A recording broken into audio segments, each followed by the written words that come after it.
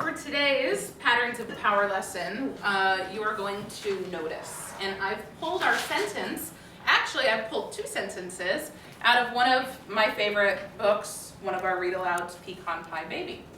So let's take a look at the sentence. It's up on the board. You can read with me if you want to. Ready? Upstairs, I got that teary, choky feeling.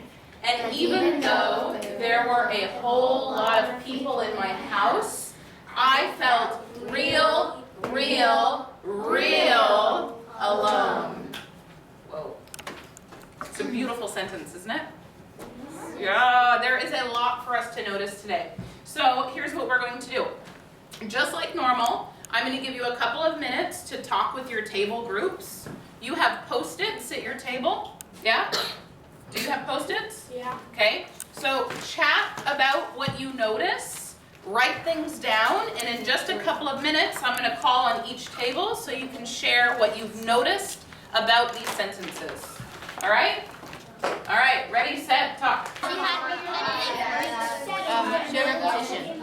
And also, she didn't just say I'm sad, she described how she was sad. You noticed what? Oh, it starts with a capital. Stretched it out.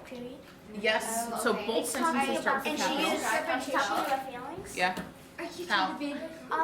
Both sentences, it said that I got that teary, choky feeling. Yeah.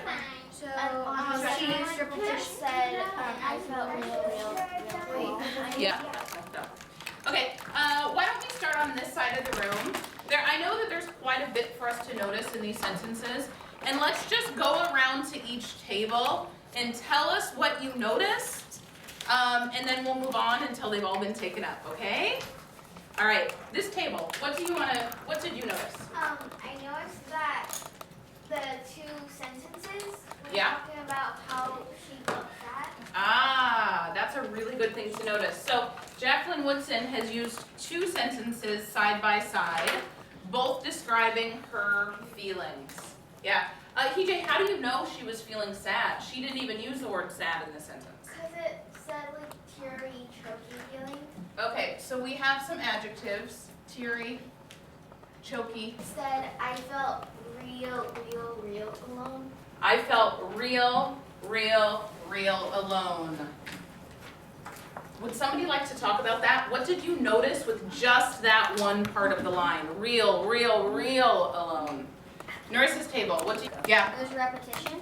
There is repetition. What happens when an author uses repetition in the story? What happens when you use repetition when you're writing stories? What does it do to the meaning? Maybe what does it do? It is probably important to the story. It's probably, okay, yeah. What else is going on with this repetition? We know that it's important. It's giving feelings. What else, Colin? When you repeat the same word aloud, it's like, and then an emotion or something, then it's a strong emotion. It is a strong emotion. Do you guys notice what kind of letters are used in that one? Can you tell? Can you tell? Remember when we learned about the titles? Italic? Those are also italicized. What do you think's going on with that? We've learned that authors italicize titles, but what if we italicize just a word that's not a title? What do you think? Any ideas about that? Addison? It is very important. Did you notice when I read this aloud, I said, and even though there were a whole lot of people in my house, I felt real alone. You emphasize it when you're reading it out loud. Let's go to this table. Ooh, sorry. There's a lot of commas. There are so many commas. I'm really glad you noticed that. How many commas do you see in these two sentences? 1, 2, 3, 4, 5. All right, she sees 5 commas. And there's a couple of different purposes that these commas play in these two sentences. Are you ready? Are you ready? Yeah. Really? Okay, so we have this first comma, upstairs, comma.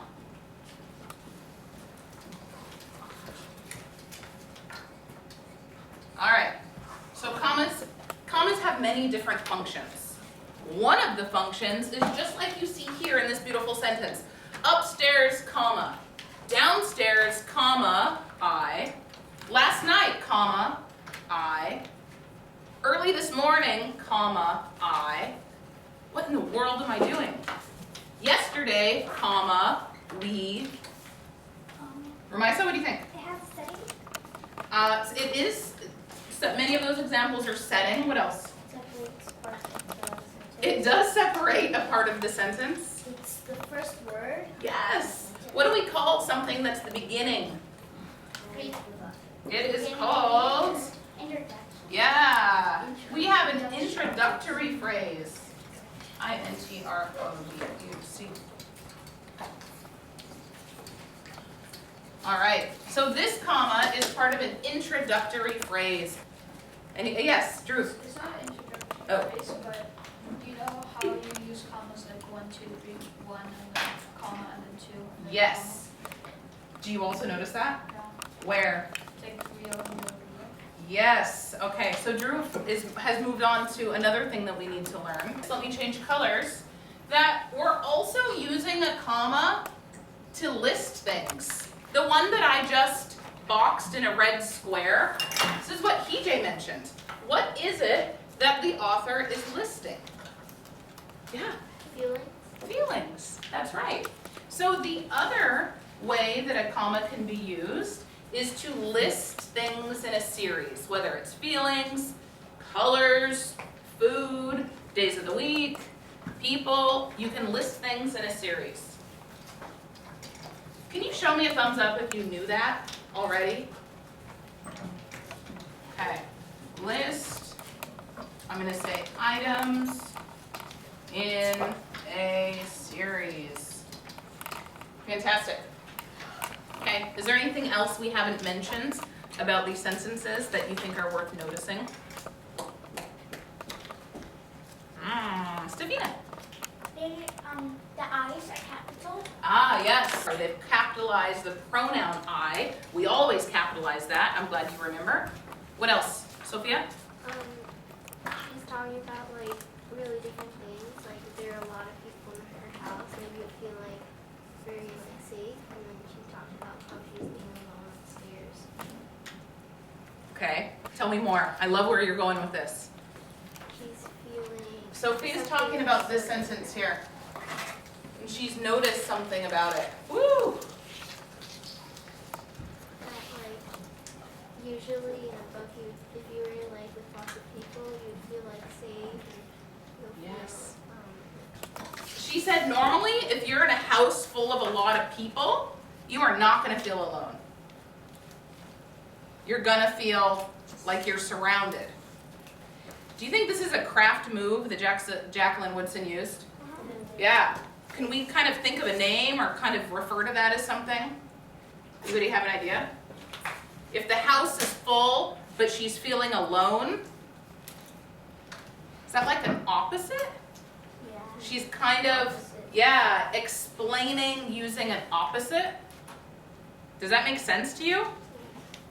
Yeah. Okay. So we've got opposite ideas that express one idea. Excellent. Anything else? Okay, I can't believe that nobody's mentioned this one. There's one thing. After real, they Yes. indented it down and it's a real alone. Yes, you guys, what in the world is going on here? Everybody look here, please. Real, and then she spaced down and pushed it all the way in so it looks like it's on a slant. Real alone. That's not an indentation. I'm glad you used that word, but that's actually not. Because an indentation would start a new paragraph. This is part of the same sentence. Drew, what do you think? I thought you just kept it like that for like to fit it like fancy. Oh, you thought I made a mistake? No, this is actually how it's printed in the book. What? Yeah. I'll show you. I can read it later. See if you can see this. Real, and then she says real alone down on the next line. Cool, huh? I'll come. Do you see that? All right, Nabiha, why do you think Jacqueline Woodson did this? She's emphasizing those two words. You think she's really emphasizing it? So, does she have two ways of emphasizing? We know that she's emphasized it using italics, but she's also just thrown the next real down on a new line. Did it work? Yeah. Did we read the sentence thinking, wow, she really felt alone? Did you? Yes. Yeah. I did too. Yeah. Here is our focus phrase. Could somebody read that focus phrase to me? KJ, loudly and proudly. I can use a comma to separate items in a series or to separate an introductory element in a sentence.